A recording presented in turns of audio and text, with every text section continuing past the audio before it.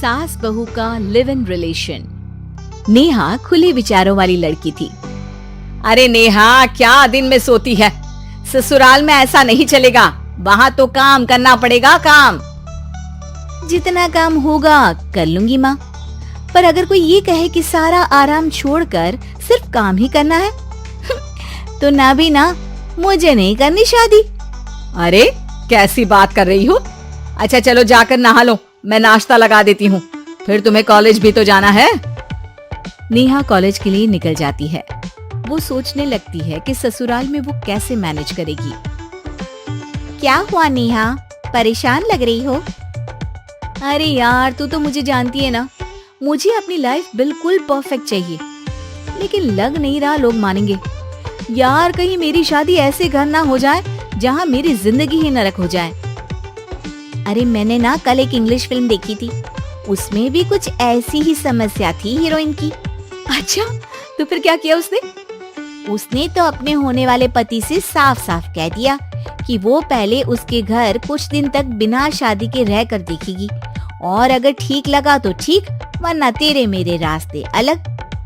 अरे हाँ यार, ये तो बिल्कुल सही आइडिया दे रही है तू मुझे। चल मैं तो चली, थैंक्स यार, तूने मेरी प्रॉब्लम सॉल्व कर दी। ये बोलकर नेहा खुशी खुशी वहाँ से निकल जाती है, लेकिन पीछे से उसकी सहेली कहती है, अरे नेहा, नहीं नहीं, कुछ नहीं सुनना मुझे। ये बोलकर वो वहाँ से चली जाती है। हे भगवान, पूरी बात सुने बिना ही चली गई। अरे वो तो विदेशी फिल्म थी, वहाँ सब चलता है, लेकिन ये तो भारत है, सभ्यता और संस्कारों वाला देश, जहाँ शादी से पहले लड़की को ससुराल में नहीं रखा जाता। खैर, नेहा मस्त होकर घर आती है। नेहा, कल तुझे लड़के वाले देखने आने वाले हैं, और हाँ, इस बार कोई बहाना नहीं चलेगा। हाँ हाँ, आने दो आने दो, मैं तैयार हूँ शादी के लिए। अगले दिन लड़के वाले आते हैं, जहाँ लड़का कहता है, मुझे अकेले में लड़की से कुछ पूछना है।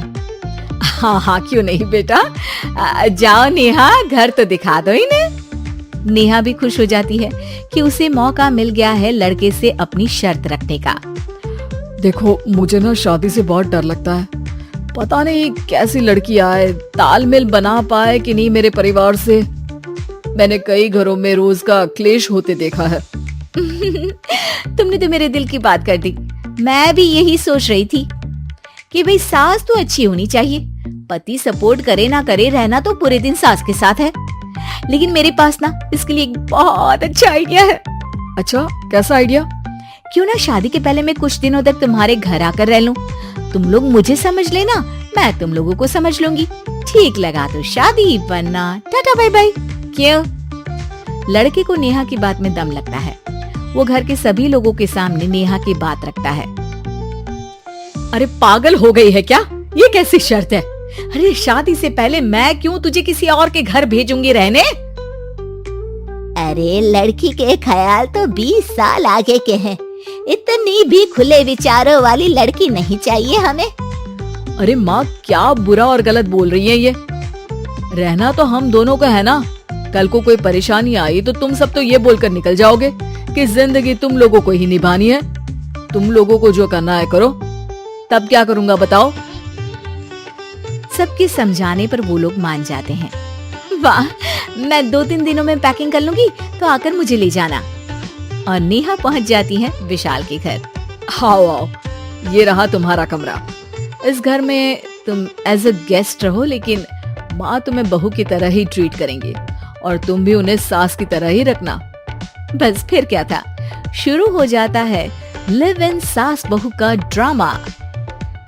अरे चाय तो बना दे बहू। जी सासू माँ, अभी लाई।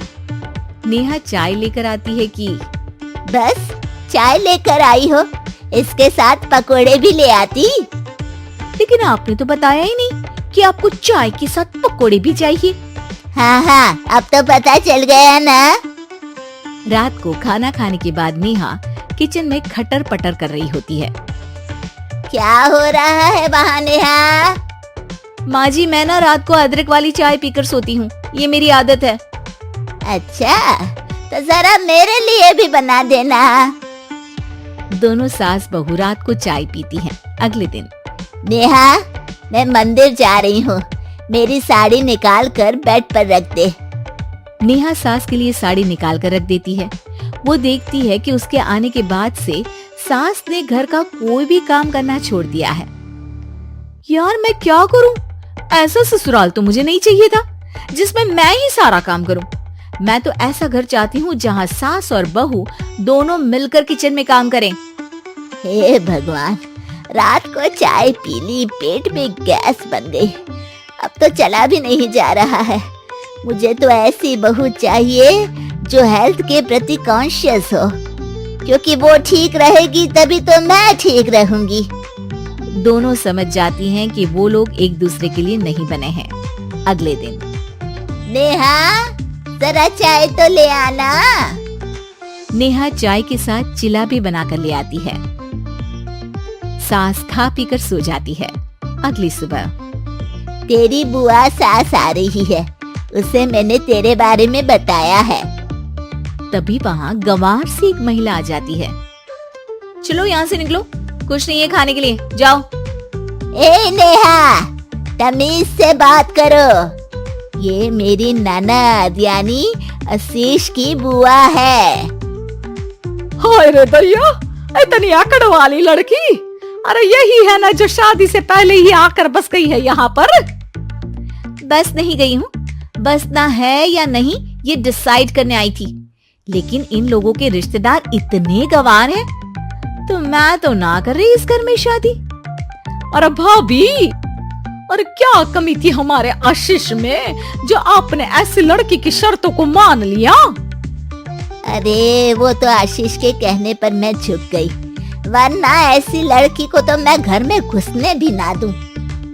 ए हेलो, ऐसी लड़की कैसी लड़की? हाँ, बिना समझे बुझे शादी कर लूं?